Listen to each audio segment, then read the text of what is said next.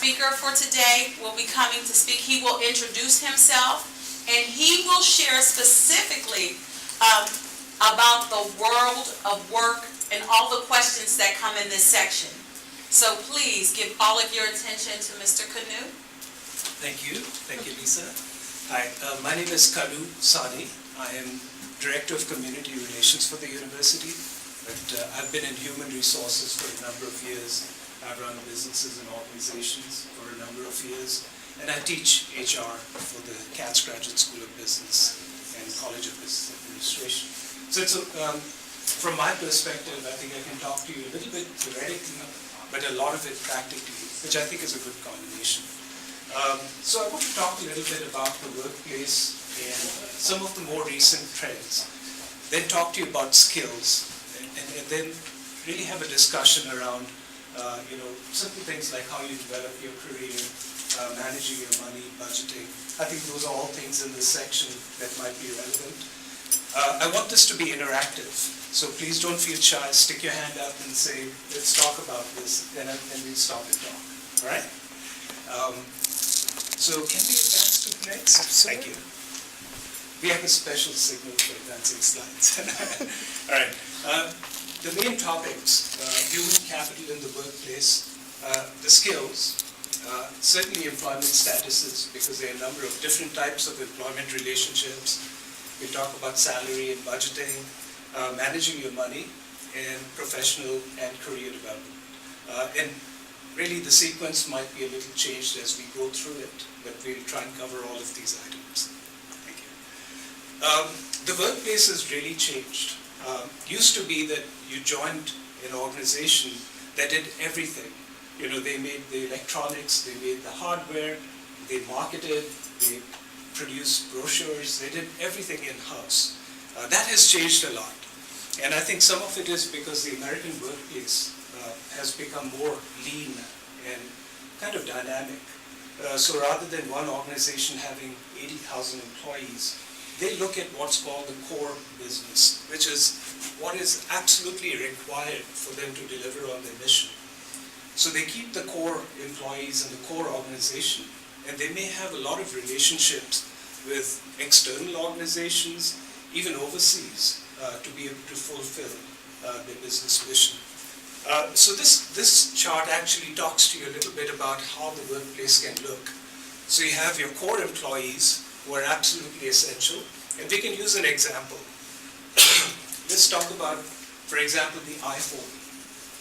So the core employees to Apple are going to be the people who design the interface, how it looks, the touch and feel of it, the technology that goes into it, and they decide what applications are preloaded and what you can buy on the marketplace, but they don't make it.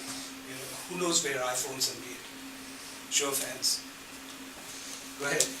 China. Foxconn. So there's this giant company in China that actually does the hardware manufacturing, not just for Apple, but they also do it for some other electronics manufacturers in the world. They're really good at what they do. And a lot of us think that, oh my gosh, but we've given our technology away. What's happened is somebody with a great idea can start a business or an enterprise and compete with somebody really big because of Foxconn. So they have a great idea, they go to Foxconn, can you make 5 million of these? And Foxconn says, sure. So they don't need factories, they don't need other things, they just need a brilliant idea, something you guys are really good at. They come up with a fabulous new product or a new way of looking at things, and that can be marketed. So they have, for example, outsourcing and offshoring, certainly a possibility. You have leased employees, which means these are not employees who are actually on the payroll of the organization, but they will contract with another company and say, we need 20 accountants for our year-end financials. Can you send them over? The relationship is not as strong for those employees with the parent company, because they can be let go, the contract can be terminated instantly. So as an employment potential, it's a little less secure for you as an employee. In-house contractors, these can be software programmers who come in to do one assignment. We okay on time? All right. And part-time employees. So a lot of businesses realize that they have cycles. So you have busy times, slow times. So they have relationships with part-time employees, for example, that you only work half the week. They're temporary employees who only come in at certain times just to cover temporary needs. Again, that commitment from the employer is not that strong, so it gives the organization some flexibility. And then there are on-call workers. A lot of times, on-call workers are very, very specialized people. For example, they can put out fires in wells, or they can be a certain type of anesthesia nurse, who is only required sometimes. And for them, a lot of times for employees as well as the employers, it's a good arrangement. So they don't have to keep somebody on payroll. They get an emergency, they call someone and say, come on in. So many, many different relationships. And then the supplier's employees. So when Ford Motor Company makes a car, they don't make everything. They don't even make the engine or the transmission. They design it and then they give it over to their suppliers. And these suppliers actually, some of them are at the assembly line because they're really good at putting things together. They made it. So you have a Ford factory with an assembly line with a Ford employee working alongside somebody from Motorcraft, who makes some component for it. So the business, the workplace has got really mixed up. So if it's confusing, don't mind because it is really confusing in real life. The next slide, please. Let's give you a sense of what's been happening with the workplace. So in the past, land, labor, capital, and human resources are the four things that land, labor, capital, and finance. Something else. There are a lot of inputs that go into the business. And what really happens with some industries like fertilizer, exploration, those kind of things, a lot of money is in equipment. Equipment costs a lot. So the human component of that particular organization is very small. So a fertilizer plant, for example, could spend $1 billion to set up a plant.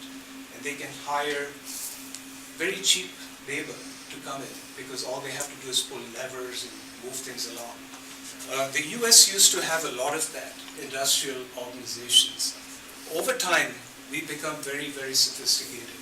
So we are now into, for example, high-end higher education, research, pharmaceuticals, those kind of occupations where the human capital is the most important input into that business. For example, in a law firm, the talent is the most important. Your lawyers are the most important. Your desks and drawers and whatever else you have cost nothing. So we've gone from a kind of economy that used to be very dependent on very heavy use of capital to an economy that likes people and values people. So the human capital portion of most businesses in America, most organizations in America, is the bulk of the wealth of an organization, which is why it's so important to do proper planning and to hire people correctly and for you to target jobs properly so that it's a really good fit.